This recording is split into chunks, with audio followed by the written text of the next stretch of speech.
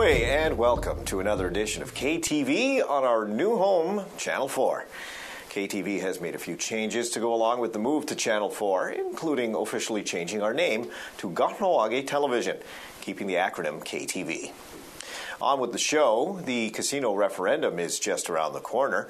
It takes place on Saturday, April 28th, and Referendum Electoral Officer Mike Sky walks us through the voting steps for those coming out to take part. So this is much more simple than an election for council chiefs, since it's a straightforward question and it's only yes and no.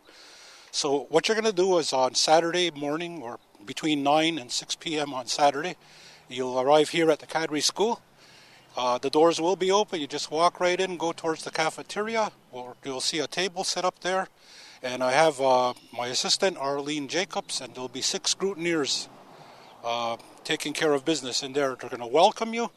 They're going to check that you're eligible to vote by age. If you turned 18 that day, you'll be allowed to vote. And also that you're on our membership list, the Kahnawake registry. And if you are and you meet that criteria, you'll be given a ballot. And what you do, there'll be stations set up with some privacy where you can go take your ballot, and you're either going to mark an yes or no. You can mark it with an X or a check, but there's boxes for each yes and no. As long as the mark is inside the box, it'll be accepted as a valid vote. And the person will then fold that ballot in half and in half again, so that either my initials or Arlene Jacobs' initials appear on the back. They'll take it to one of the scrutineers who'll check to make sure it's all right, and they'll put it in the ballot box. And that's it. They can walk out and their task is done. There's a computerized system that membership has, and they're going to be there assisting us. So as people come in, they'll either go by their date of birth or their band number, or both. And once that's done, their name is clicked on the computer, and that means they've been given a ballot and they've been allowed to vote. So if that same person comes back or somebody else trying to use that person's ID, it would say invalid. It's already been used. Yep. And finally, what's to protect anonymity of people? Like if they don't want other people to know how they voted. Well, there's going to be like desks or tables set up, and there's like a screen that goes around the person that's going in there to vote. So you have your ballot with you. You're going to go there. There'll be pens available. You're going to sit down at that station, and it's just a matter of less than half a minute. You're going to read the question. You're going to see the yes or no, and you vote your mind or your heart or whatever you want, But you're going to mark that ballot, and that's, like I said, fold it and bring it back to the scrutineer so they can see that it's put in the ballot box without anybody seeing what's been voted. And it's important to note that you should not mark the ballot in any other way except with an X or a check inside the box that you mean to mark. We don't want anybody's name on the ballot. That would invalidate it. We don't want any comments on the ballot. That would invalidate it. Simply an X in a box, whichever one you choose, and that's all we need. And for those who sent Mike Sky a letter wishing to take part in the advanced poll, that gets underway this Saturday, April 21st, also at Cadre School. Quebec began imposing a mandatory health contribution last year at $25. This year, that fee rose to $200, with increases set for the next few years. Well, this is to help offset the costs of health care for all of those who live in Quebec. Originally, Kahnawake Hironu were being included in that mandatory contribution. But as we find out now from Chief Lloyd Phillips, this is no longer the case. Well, it's really good news after a lot of work being done with the Assembly First Nations of Quebec and Labrador, as well as work being done by Kahnawake and also other communities up north, such as Kitigan-Zibi. Quebec has reversed its decision, or has found a way, I should say, to exempt First Nations from their new health contribution, which we view as it's a tax, basically. But they have agreed to have anybody who lives and works on reserve to be exempt from this health contribution. So it's a good news story. It's we have many battles a lot of time with governments on tax issues, on finance issues, but and it's good to have something that actually was a success. and working closely with the Assembly of First Nation of Quebec and Labrador. I was involved in that area, as well as internally we have our Quebec Ganawage relations, a two-pronged approach, as well as a legal threat from other communities. I think really got the ball moving here and Quebec has again found a way to find us an exemption, which is good. Still, details at this point are a little bit sketchy in terms of how this is actually going to work. But the bottom line is, as of today, anybody who has, who is filing or has filed, I would not pay it. There will be more information coming, as well as a mechanism in which people who have already paid it last year and this year on how to get a refund. But more information will be coming shortly. Last year was $25, and a lot of people didn't see it as a major issue, and it was only $25, but it went up now to $200, and I believe it might even want to go up further. But there will be a mechanism for refunds. Well, there has been work being done since we first heard about this coming. It goes back a couple of years ago. We immediately took note of it and approached government and tell them that we view it as a tax on our health, and it's something that we should be exempt from. And the work has happened going back 2 years at least, and then more effort has been put in the past year when we joined forces with many other people. So it took a while, and I know there was a lot of frustration in the community. Some people felt we weren't doing nothing, but there was a lot of work being done, and I think this is proof in the pudding, so to speak, that it has been resolved for the most part. There are still a couple of small details that got to be worked out in terms of people who work off reserve and stuff like that, but for the most part, 90% plus of the people will be exempt immediately. It's nice to get a little good news every once in a while. We all take our vehicles to the garage for routine maintenance, so why don't we do routine maintenance on our homes? We followed MCK Housing Inspector Lisa Montour on some routine housing inspections to show us what kinds of issues you could be looking at your home. Okay, so this is a really good example of the moisture that comes out of your dryer when you're drying your clothes. You can actually see it, and you have to make sure that this is vented out of the house for sure, and you have to clean these things.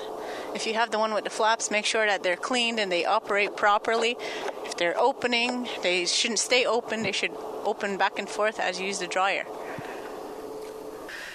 So this house should have gutters now that the construction is complete, and we always slope the grade away from the house to keep the water down, the moisture level down, and then around the bottom of the foundation there's always depressions that develop, and in those depressions you should be filling the grade and sloping it away from the house, and they always continue to depress, so you always got to keep filling it, and it's part of maintaining your house. As you see those depressions, fill them up, slope it away from your house. There's protection for your house.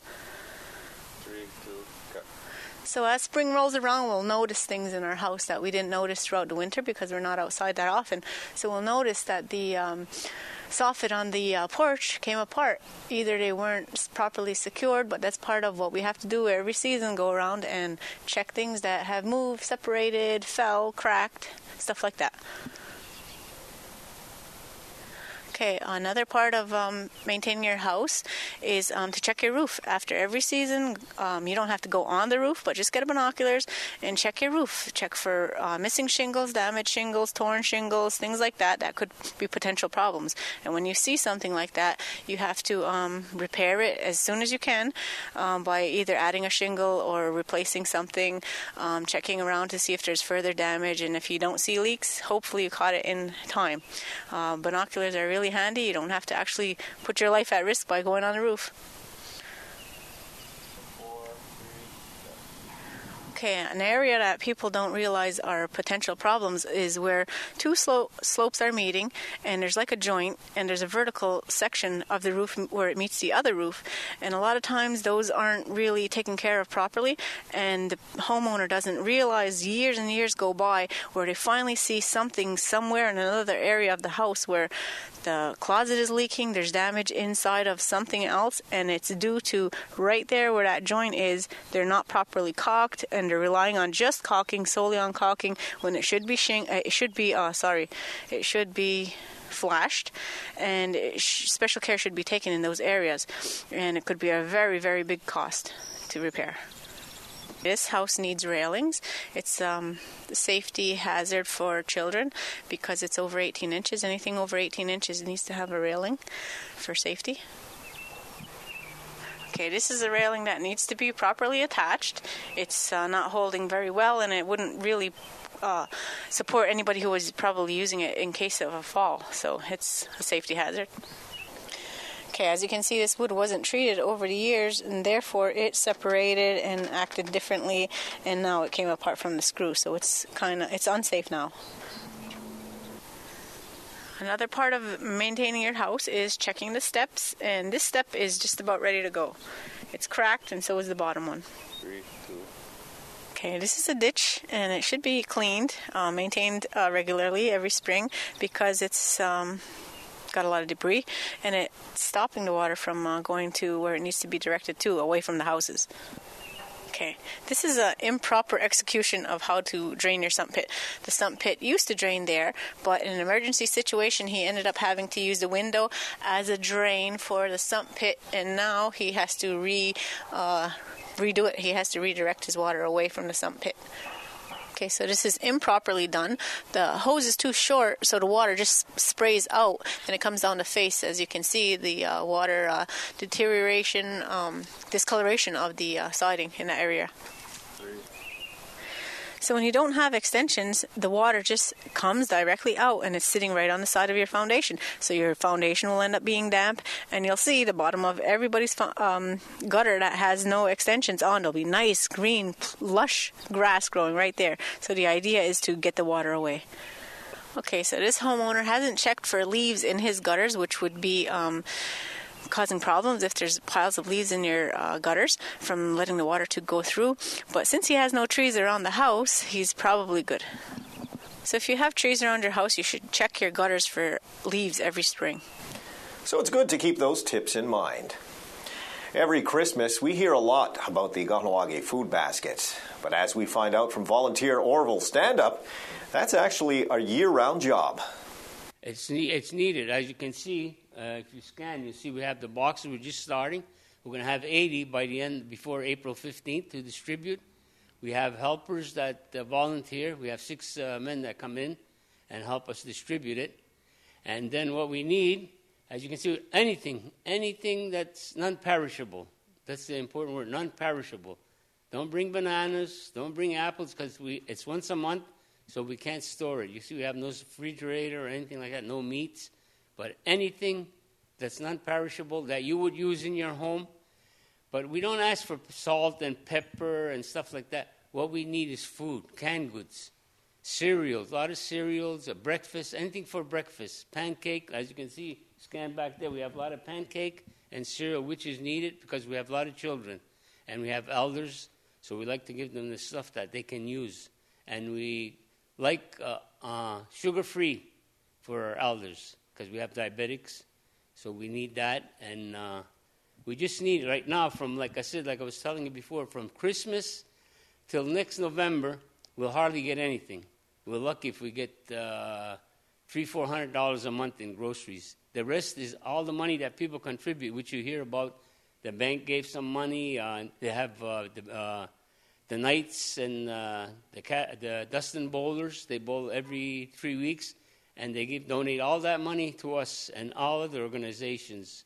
They had the big dinner at the ranch before Christmas. So all that money we collect is now what we're going to spend for the next 6-7 months, because we average about $4,000 a month in groceries. What you see here looks like a lot when you walk in. But right now, what's here will be gone in 2 months. This place will be empty. We have to start from scratch again, go out and buy all this stuff. Okay, we talked. Donate. And you can bring it to me at my house. Drop it. Some people drop it off on my porch. You know, I have a closed-in porch. They drop the food off there. You can bring it in the back of the church. Gail is there 5 days a week. You can call if it's a large amount. We'll go pick it up. I'll get one of my grandsons and we'll go get it. Our philosophy is Kahnawake Ronu, helping Kahnawake Ronu, like the way it was back in the 40s and 50s. Neighbor helped each other. You had 2 pounds of potatoes, you gave 1 pound to your neighbor because they didn't have it. If they had something else, they'd give it to you. And this is what it is, to help each other. Cash is good, but cash, you just hand it out. It's forgotten. But when you bring food, that's, that shows you want to help your neighbor. That's what it started. That's the philosophy we started on. So that's what we like to continue. But like I said, cash is good because like in the summer, first we used to say, give us food. But then the second year, we were struggling, and we only had about like 30 families then. And, the money started coming in, then we noticed we had to go buy this. We have to go buy this stuff now in the summer.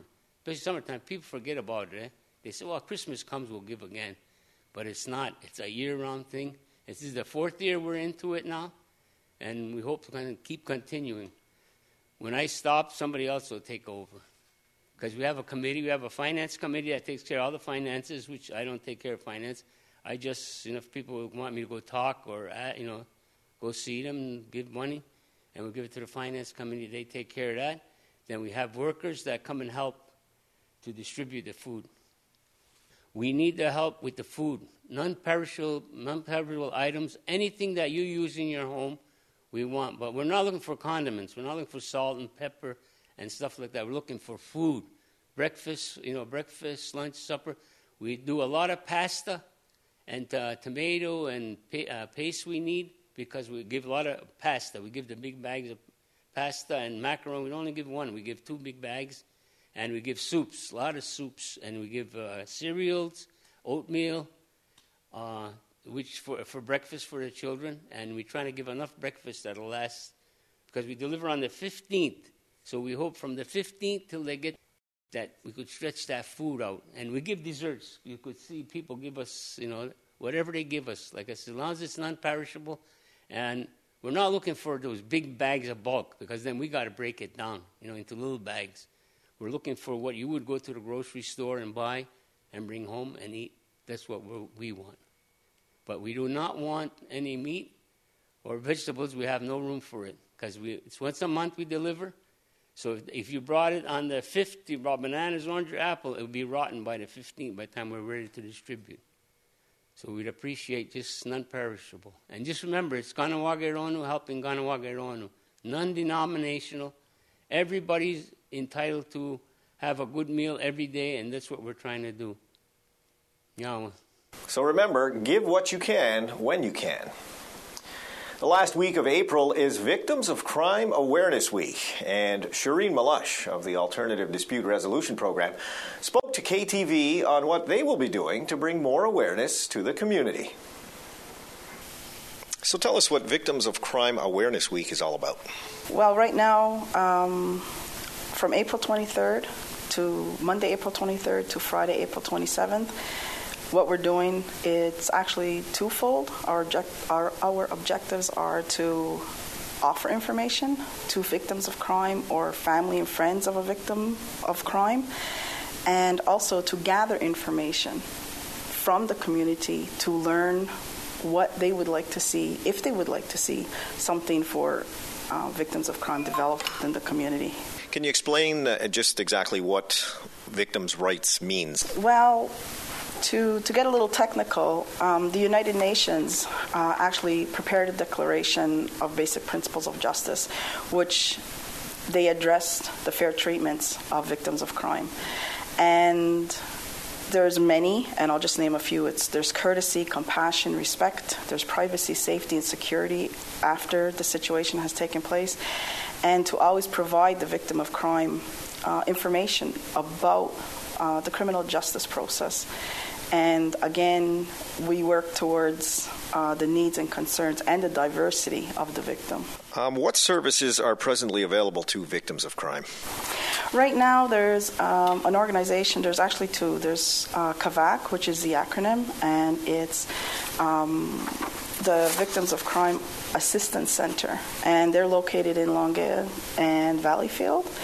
As well, there's the Correction Services Canada, CSC, and they're located in Laval. So the theme is moving forward. So tell us what some of the objectives are for that whole week.